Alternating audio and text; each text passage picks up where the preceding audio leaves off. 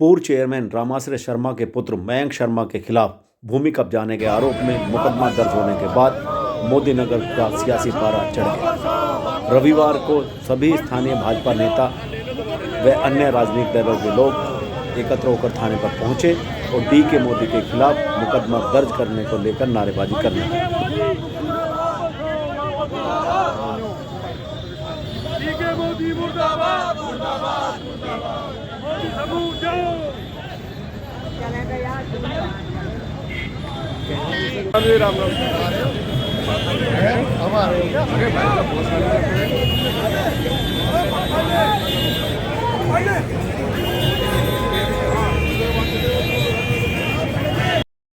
Doctor साहब, अभी आप मोदी नगर थाने पहुंचे हैं। अब यहाँ पर काफी भारी संख्या में और जानकारी में यह आया है कि आपके कार्यकर्ता है पार्टी के, जिन पर मुकदमा दर्ज किया गया है अवैध भूमि पर कब्जे को लेकर। क्या कहेंगे सर?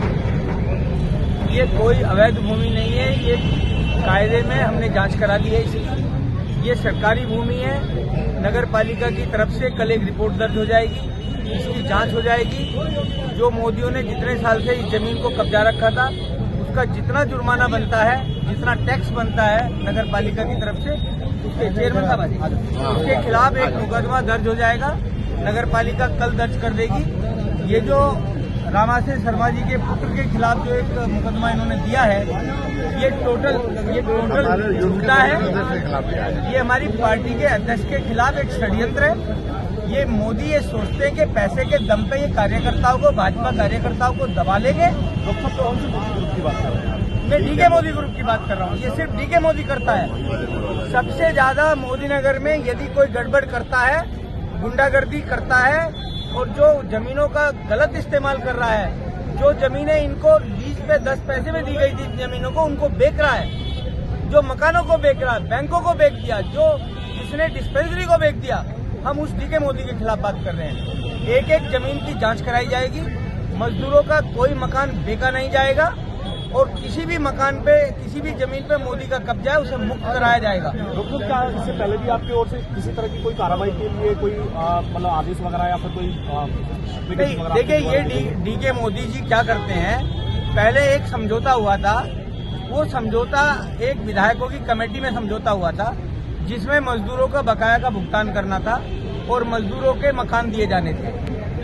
वो समझौता हमने विधायक बनने के बाद, डॉक्टर मंजू सिवा जब विधायक बनी थी, वो समझौता हमने लागू कराया था और उस समझौते में एसके मोदी को 60% पैसा देना था और डीके मोदी को 40% पैसा देना था।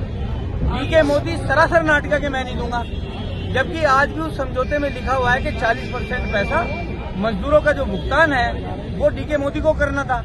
लेकिन डीके मोदी सरासर नाटका, इसे सिर्फ पैसा कमाना है यहाँ की जमीनों से, मजदूरों के घर खाली करके बेचने हैं। जो जमीनें, जो हमारी ईएसआई डिस्पेंसरी थी, जिसमें मजदूरों के बच्चों का, मजदूरों का इलाज होता था, उसको बेच दिया।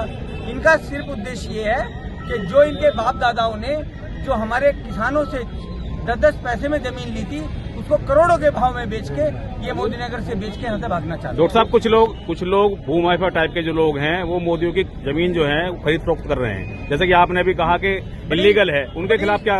बड़ी शर्म की बात है। मैं उन लोगों को क्या कहूँ, मैं उन्हें बड़ी शर्म की बात है।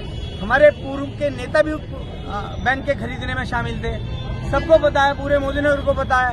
शर्म की बात है कि आप मजदूरों के हक पर राजनीति कर रहे हैं, आप मजदूरों के हक की जमीनें बिकवा के पैसा कमाना चाह रहे हैं। बड़े शर्म की बात है। अभी आप थाने पहुंचे तो किस तरह की आपकी बात हुई प्रशासन से? हमारी इंस्पेक्टर साहब से बात हुई है और हमारे सांसद प्रतिनिधि हैं विनोद जी हैं, उन्होंने कमिश्नर साहब से भी बात की है।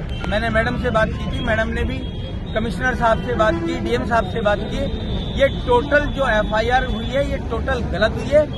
ये टोटल अभी निरस्त की जाएगी, तुरंत की तुरंत।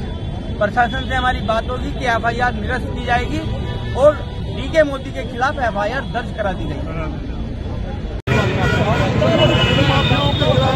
जमीन है नहीं होती, अगर उसकी जमीन है नहीं, जो मोदी द्वारा जो बेची जा रही है, उसकी जांच करें। यही तो मांग की है, ये लीज पर जमीन है, मालिक नहीं है, बेचने का कोई राइट नहीं है, लेकिन फिर भी जमीन बिक रही है।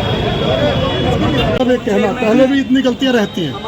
हम पूंजीपतियों के दबाव में पार्टी के पदाधिकारियों के खिलाफ ही करते हैं। क्यों? तो कोई मुकदमा दर्ज होने से पहले एक बार ये हम पुटअप कर और उसे अखबारबाजी में निकलवा देंगे, वो कर देंगे और आप अपना छोड़ेंगे। ये मैं क्या जवाब देता रहूं? मैं भी मानहानि का डरूं? एक बार जो है ये पूछ लें कि ऐसे ऐसे आपकी जानकारी कर लेनी चाहिए। पार्टी के बहुत वरिष्ठ लोग रहते हैं, हम रहते हैं यार। तहरीर आई है, इसमें क्या करना है? इस तरह तो संगठन चलाना मुश्किल हो जाएगा। बड़ी अपमानजनक बात है। ये क्या है? ये इसका जो उद्देश्य है, सारे रेल मार्ग जा रहे हैं, वहाँ बैठ जाकर ये क्या है? इनका जो उद्देश्य था, अखबार में तो बड़ी छाप थी। का जो उद्देश्य था वो ये था कि रामाश्री शर्मा को दबा लो इसमें, और जितने भी मजदूरों के जो भी क्वार्टर अपना वो कर लेंगे। मैंने तो उस दिन भी आपने कहा था कि ये दबाना चाहते हैं, कोई दबने वाले। मेरी सारी जिंदगी इन्हीं से लड़ते लड़ते हो गई इसी काम को। ये शहर इन लोगों का ही बसाया हुआ है सबका। यहाँ क्या एक इंच जमीन किसी की कोई कह दे थाली की बेकी हो। मेरा नगर पालिका 20 साल चला अभी नहीं आई और इसी तो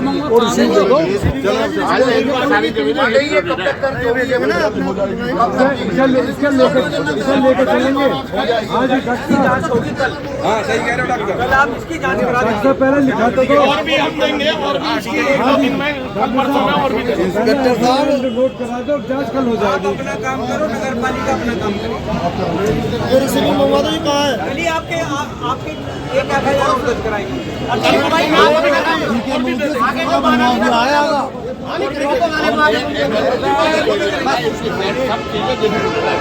ये बेईमानी की तरफ इनों का अपना क्या भी कुछ है ही नहीं।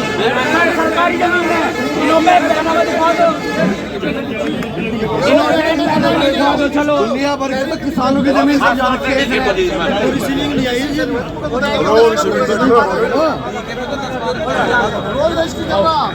रोज रजिस्ट्री कर रहा है 671।